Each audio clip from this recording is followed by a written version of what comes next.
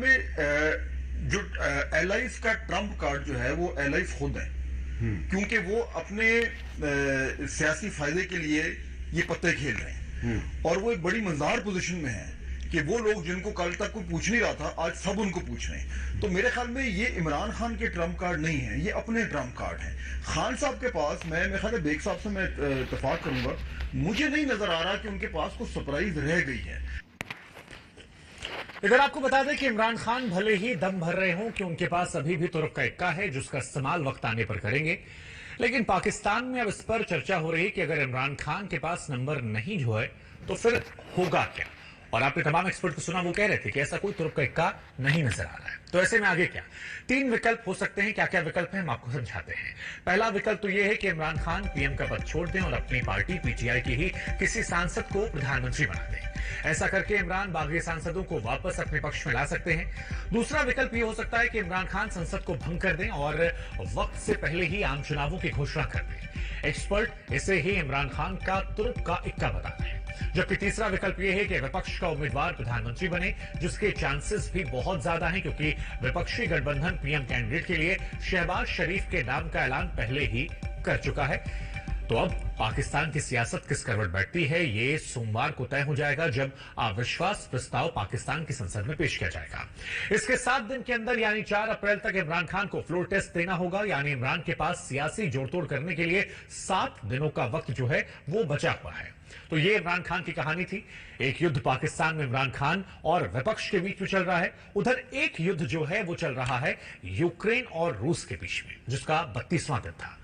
पाकिस्तान के बाद अब हम आपको यूक्रेन के युद्ध के मैदान की खबर से खबरदार करते हैं, जिसकी शुरुआत महायुद्ध के खबरदार वीडियो से।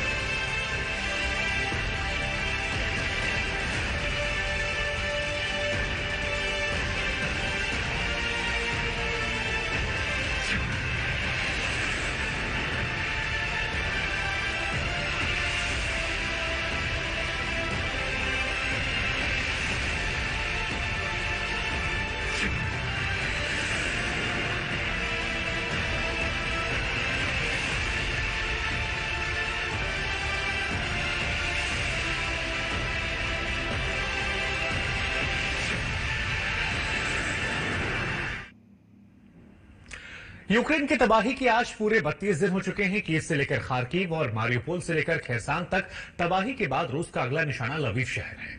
हम आपको बता दें, पिछले 24 घंटों में रूस ने लवीव पर कई मिसाइलों से हमला किया और इन हमलों में लवीव का एक तेल डिपो पूरी तरह से बर्बाद हो गया।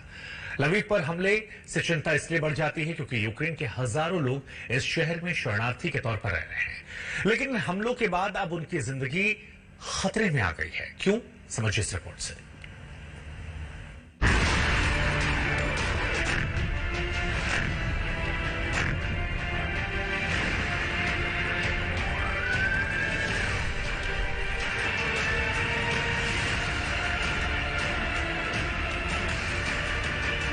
जब अमेरिका के राष्ट्रपति जो बाइडेन पोलैंड की राजधानी वॉर्सा में मौजूद थे, ठीक उसी वक्त यूक्रेन के शहर लवीव पर एक के बाद एक हवाई हमले हो रहे थे।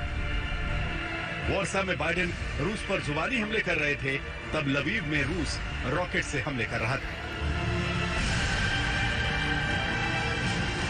एक तरफ बाइडेन नेटो का हौसला बढ़ा रहे थे, दूसरी तरफ रूस लवीव को राख के ढेर में तब्दील कर रहा था। कल यूक्रेन के पश्चिमी शहर लवीव पर हुए रूस के हवाई हमलों ने पूरे शहर को हिलाकर रख दिया। रूस के हमलों में सबसे बड़ा नुकसान इस तेल डिपो का हुआ है, जो रॉकेट हमले के बाद आग के गोले में बदल गया। हर तरफ सिर्फ आग ही आग है। फायर ब्रिगेड पिछले कई घंटों से इस आग को काबू पाने की कोशिश कर रहे हैं, लेकिन इस तस्वीर को देखकर लगता है कि पानी भी इस आग के सामने कमजोर पड़ गया है। लवीव के मेयर के मुताबिक इस हमले में 5 से ज्यादा लोग घायल हुए हैं। एक के बाद 8 रॉकेट यहां पर और मिसाइलें दागी गई थी। एयर अटैक्स की बात की गई थी। इस समय हम लोग वॉक्सॉल में है, जो लवीव का मुख्य रेलवे स्टेशन है, और बड़ी संख्या में लोग अब यहां पर आ रहे हैं क्योंकि वो यहां से निकल जाना चाहते हैं। यहां पर एक फ्यूल का, एक पेट्रोल का, ईंधन का एक बहुत बड़ा जखीरा जो आया था और इसी युद्ध के लिए उसको ध्वस्त किया गया। अगर आप जैसे मेरे पीछे देखें तो लोग यहाँ इकट्ठा हो रहे हैं क्योंकि यहाँ से वो निकल जाना चाहते हैं किसी सुरक्षित स्थान पर। अब तक लवीव को खासा सुरक्षित माना जाता था, लेकिन बीती रात के हमलों के बाद अब कहा यह जा रहा है क्योंकि पोलैंड से जो रसद सामग्री और रक्षा के उपकरण आ रहे हैं उसका एकमात्र मार्ग यही है, और इसीलिए अब इसको भी रूस निशाना बना रहा है। लोग इसीलिए सुरक्षित इलाकों में जाना चाहते हैं। लवीव में शनिवार दोपहर से ही हवाई हमलों के सायरन की आवाज सुनाई देती रही। एक के बाद एक 2 रॉकेट इस तेल डिपो पर गिरे, जिससे पूरे इलाके में भयानक आग लग गई। इसके कुछ देर बाद रूस के 2 रॉकेट एक सैन्य कारखाने